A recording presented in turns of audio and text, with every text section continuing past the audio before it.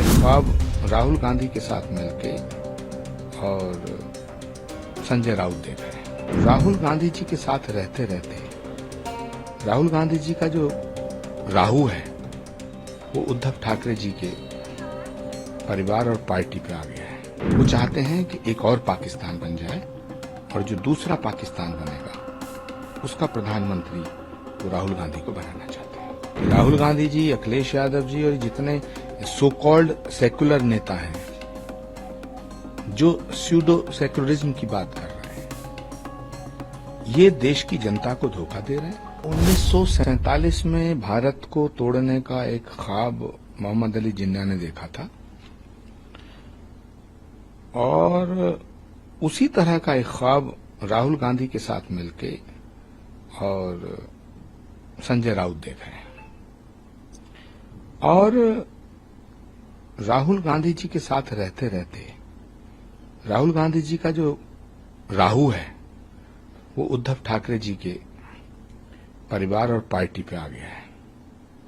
संजय राउत राहुल गांधी जी के साथ मिलकर इस देश को तोड़ने की साजिश कर रहे हैं, क्योंकि उन्हें लगता है कि इस भारत की जनता अब उनके मंसूबों को समझ चुकी है और उन्हें कभी समर्थन नहीं करेगी। इसलिए वो चाहते हैं कि एक और पाकिस्तान बन जाए और जो दूसरा पाकिस्तान बनेगा उसका प्रधानमंत्री वो राहुल गांधी को बनाना चाहते हैं। किस तरीके की पॉलिटिक्स सामना के जरिए तमाम आर्टिकल पे चर्चा होती आ रही है, क्या लग रहा है आपको? देखिए, सामना एक ऐसा मुखपत्र रहा है जो देश की बात करता था, राष्ट्र की बात करता था, छत्रपति शिवाजी महाराज की बात करता था, महाराणा प्रताप, गुरु गोविंद सिंह जी महाराज, नेताजी सुभाष चंद्र बोस और देश के शौर्य की बात करता था।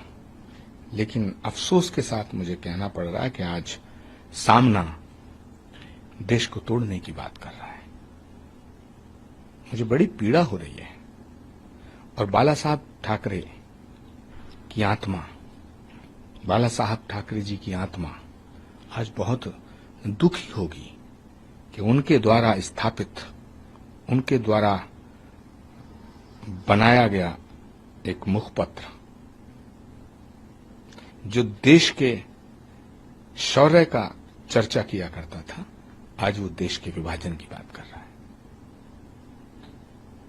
उधर संभल की जामा मस्जिद में तमाम विवादों के बाद सफेद रंग से रंगनी शुरू हो गई है, लग गई है, लगभग शुरू हो गई है। विवाद भी हुआ था, मुस्लिम लोग ग्रीन कलर को बोल रहे थे, हिंदू पक्ष सैफरन कलर के लिए मांग। फिलहाल तो सफेद रंग हो रहा है। देखिए, सफेद रंग हो या काला हो, पीला हो, गुलाबी हो या भगवा हो, सारे रंग भारत के हैं। मंदिर पे कोई रंग करो, मस्जिद पे कोई रंग करो, परमात्मा का रंग तो एक है, परमात्मा एक है। जो उसके रंग में रंग गया वो परमात्मा का हो गया। संभल एक ऐसा स्थान है जहां भगवान कल्कि का अवतार होगा। संभल वो धरती है जहां भगवान राम एक बार कल्कि के रूप में अवतार लेंगे और उसी धरती पे श्री कल्कि धाम का निर्माण हो रहा, जिसका शिलान्यास करने 19 फरवरी 2024 को भारत के प्रधानमंत्री आए थे। तो जो संभल में दिख रहा है ये अवतार से पहले के चमत्कार है। संभल के डिप्टी एसपी के बयान को लेकर भी तमाम चर्चा रही। उनके पिताजी ने भी उनकी सिक्योरिटी को लेकर चिंता जाहिर की है, हालांकि एसपी ने आश्वासन भी दिया।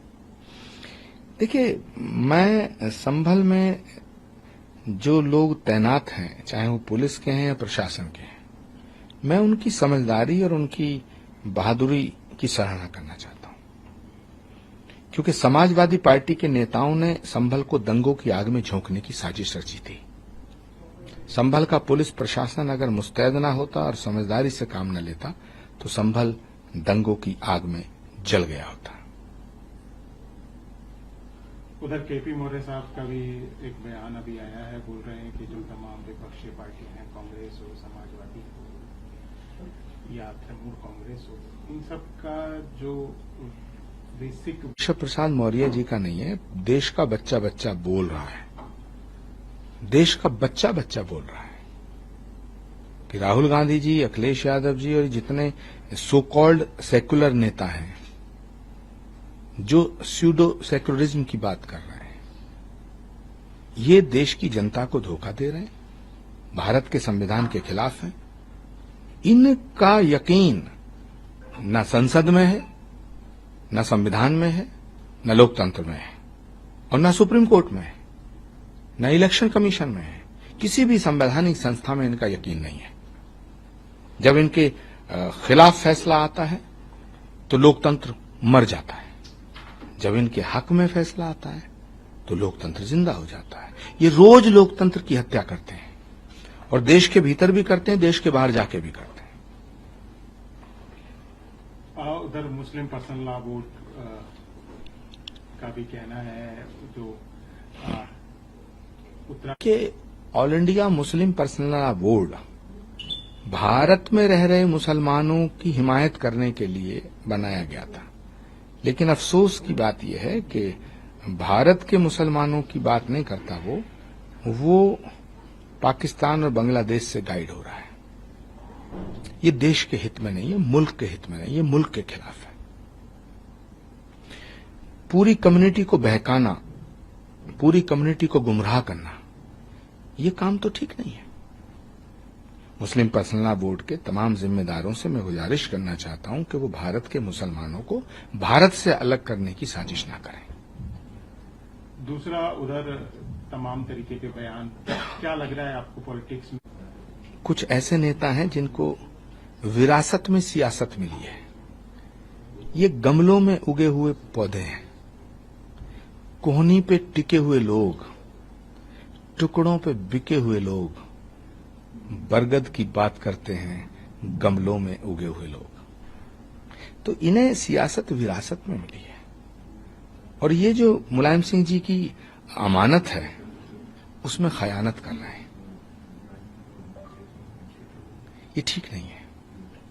उधर केदारनाथ में भी एक मंत्री हैं, उनका कहना है, उन्होंने भी बोला है कि तमाम खबरें आ रही है कि जो मुस्लिम लोग हैं, गैर हिंदू लोग हैं, उन्होंने बोला है कि वो वहां पे तमाम घटनाओं को अंजाम देते हैं, उनके जाने पे रोक लगनी चाहिए। देखिए, कोई भी धार्मिक स्थल कोई भी हो, किसी भी धर्म का हो, वो उनके लिए होता है जिनकी आस्था उसमें हो। जिनकी आस्था उसमें नहीं हो, जिनकी आस्था नहीं है, उन्हें नहीं जाना चाहिए, और जिसकी आस्था है उसे जाना चाहिए। तो सवाल तो आस्था का है, सवाल श्रद्धा का है, सवाल अपने अपने अकीदे का। जिसकी आस्था जहां है उसको वहां जाना चाहिए, और जिसकी आस्था नहीं है तो डिस्टर्बेंस पैदा करने के लिए नहीं जाना चाहिए।